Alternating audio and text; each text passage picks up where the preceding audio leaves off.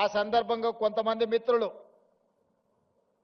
కలిసి సూచన చేసినప్పుడు ముఖ్యమంత్రి గారు చాలా ధైర్యం చేస్తున్నారు. ఉస్మానియా యూనివర్సిటీలో ప్రజాప్రతినిధులను రాష్ట్ర మంత్రివర్గాన్ని లేదా ముఖ్యమంత్రి గారిని అడ్డుకునే ఒక చరిత్ర ఉన్నది, మీరెందుకు ధైర్యం చేస్తున్నారు అని నన్ను అడిగారు. అంటే వారికి ఒక్క మాట చెప్పిన, నాది ధైర్యం కాదు, నాది అభిమానం. మా సోదరులు,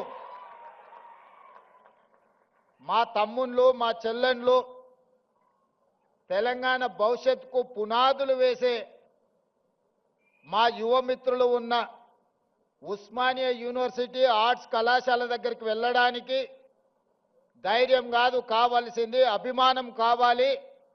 గుండెల నిండా అభిమానాన్ని నింపుకొని ఈనాడు ఈ ఆర్ట్స్ కళాశాల ముందు నిలబడి మన భవిష్యత్ ప్రణాళికలను రచించుకోవడానికి నేను ఇక్కడికి రావడం జరిగింది. అదేవిధంగా ముఖ్యమంత్రిగా మీరందరూ అందించిన అధికారంతో నాకు చాలా సిబ్బంది అందుబాటులో ఉంటారు. ఎక్కడికి వెళ్తున్నా అక్కడ ఏం మాట్లాడాలో పేజీలకు పేజీలు, పుస్తకాలకు పుస్తకాలు రాసిచ్చి ఐఏఎస్ పరీక్షకు ప్రిపేర్ అయినట్టుగా ఉపన్యాసాలకు మమ్మల్ని ప్రిపేర్ చేస్తుంటారు. వాళ్ళు ఇంత కట్ట కాగితాలు నాకు తెచ్చిండ్రు. ఉస్మానియా యూనివర్సిటీకి వెళ్తున్నారు కదా, ఇవన్నీ మీరు చదువుకోండి అని. నేను ఒక్క మాట చెప్పిన, చదువుకొని మాట్లాడితే ఉస్మానియా యూనివర్సిటీకి వెళ్ళడం శుద్ధ దండగా. నా మనసులో ఏముందో, నా జీవితంలో 56 సంవత్సరాల అనుభవం, నల్లమల అటవీ ప్రాంతంలో ఉన్న ఒక మారుమూల పల్లె నుంచి, వ్యవసాయ కుటుంబం నుంచి వచ్చిన నేను ప్రభుత్వ పాఠశాలలో చదువుకొని గ్రామీణ వాతావరణంలో పెరిగి గ్రామీణ వాతావరణంలో ఉన్న పేదరికాన్ని, కుల వివక్షను, జాతి వివక్షను, సమస్యలతో కొట్టుమిట్టాడుతున్న వెనుకబడిన ప్రాంతాలలో పెరిగిన వాణ్ణి. నాకు కొత్తగా మీరు రాసిచ్చి, నాకు చదువుపిచ్చి, చదువు నేర్పించి మా తమ్ముళ్ళ, మా చెల్లెళ్ళ ముందల మాట్లాడించడానికి ప్రయత్నం చెయ్యకండి. నాకు ఏమనిపించిందో, నా కళ్ళతో ఏమి చూశానో, నాకు ఈనాడు అవకాశం వస్తే ఏమి పరిష్కరించాలనుకుంటున్నానో వాటిని నేను మాట్లాడతాను. వాటి నుంచి విద్యార్థుల సూచనలు తీసుకొని తెలంగాణ మేధావుల యొక్క అనుభవాలను రంగరించి ఈ విశ్వవిద్యాలయాన్ని అంతర్జాతీయ ప్రమాణాలతో తీర్చిదిద్దాలని ఈనాడు ఒక మంచి సంకల్పంతోని, ఆలోచనతోని నేను ఇక్కడికి రావడం జరిగింది. మిత్రులారా, ఈ ప్రాంతానికి నేను నిన్న చెప్పిన, ఇవాళ కూడా నేను చెప్పదలుచుకున్నా.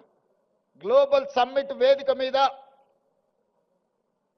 ప్రపంచ స్థాయి ప్రముఖులు అందరూ హాజరైన వేదిక మీద నుంచి నేను ఒక అంశాన్ని ప్రస్తావించిన. ఈ దేశంలో తెలంగాణ ప్రాంతానికి, ఈ భూమికి, ఈ గాలికి, నీరుకి ఒక చైతన్యం, ఒక పౌరుషం ఉన్నది. ఈ చైతన్యం, ఈ పౌరుషానికి చదువుతో సంబంధం లేదు. ఎవడైతే మన మీద ఆధిపత్యం చెలాయించాలనుకుంటాడో, మనల్ని అదిమిపెట్టి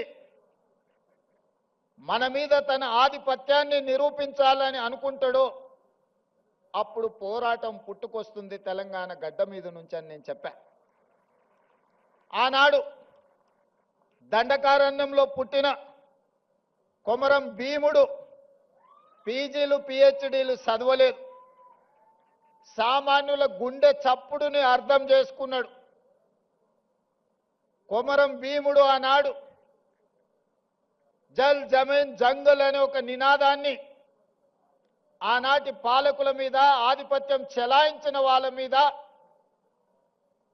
ఉద్యమాన్ని ఊపిరిగా తీసుకొని పోరాటాన్ని పునాదిగా వేసుకొని మర పిరంగులై పేలితే ఆనాటి పాలకులకు గజగజలాడిన అటవీ ప్రాంతంలో పుట్టిన అడవి బిడ్డ, ఆదివాసి బిడ్డ ఆధిపత్యాన్ని సహించలేదు అంటే ఈ నేలకున్న చరిత్ర ఎలాంటిదో నేను అంతర్జాతీయ ప్రముఖులకు చెప్పదలుచుకున్నా.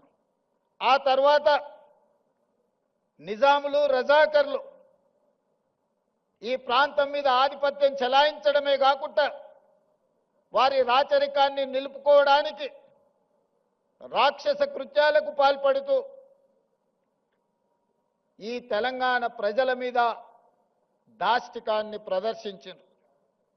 ఆనాడు చదువుతో సంబంధం లేని దొరల గడీలలో వాళ్ళ పాదాల కిందతో నలిగిపోతున్న సందర్భంగా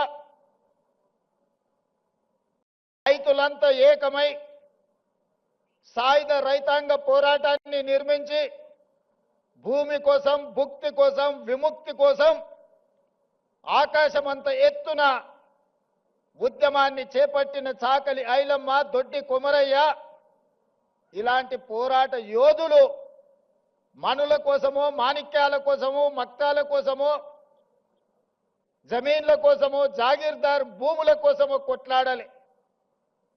వాళ్ళ మీద ఆధిపత్యం చెలాయిస్తున్న దొరల గడీల మీద పిరంగులై పేలి గడీలను నేలమట్టం చేసి మనకు ఒక స్వతంత్రాన్ని సిద్ధింపజేసిండ్రు. సాయుధ రైతాంగ పోరాటం అది. ఆ తర్వాత ఉమ్మడి రాష్ట్రంలో మంచి జరుగుతుందని, సామాజిక సమస్యలు పరిష్కారం అవుతాయని, తద్వారా మన జీవన ప్రమాణాలు పెరుగుతాయని 6 దశాబ్దాలు ఎదురు చూసినాం.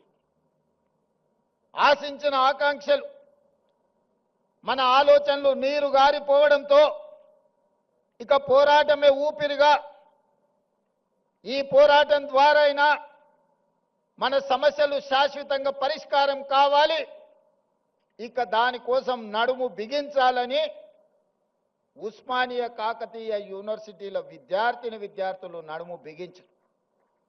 మొదటి దశ తెలంగాణ ఉద్యమం కావచ్చు, మలి దశ తెలంగాణ ఉద్యమం కావచ్చు.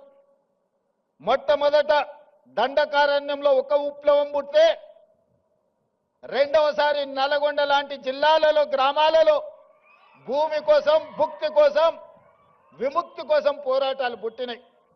మూడవసారి ఈ ప్రజల గుండె చప్పుడు